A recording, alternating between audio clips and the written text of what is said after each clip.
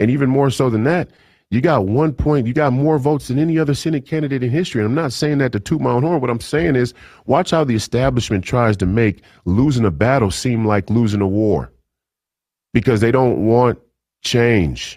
And it's going to be the same thing with Donald Trump. They're going to point to individual situations where an executive order or a policy that he may implement doesn't have the immediate effect that we would like it to have, or that, that may have been promised, and that's what they'll use to say, you failed. You failed. Give us 50 years of the post-World War II Democrat liberal order. Give us 50 years of America first. Give us 50 years of MAGA, and let's see where this country is. Stop pot-shotting us like, this didn't work in 90 days. Well, yeah, maybe it doesn't work in 90 days.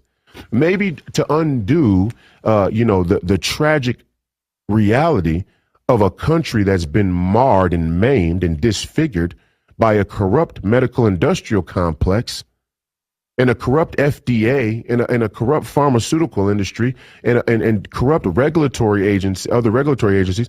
Maybe, and it's 90 days won't change those who have been vaccine injured. Maybe it's not going to change in 90 days.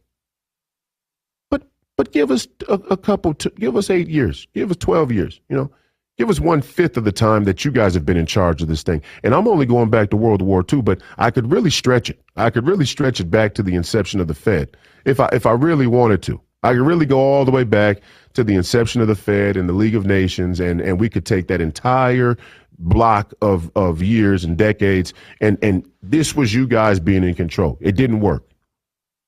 It just didn't work. It's the reality.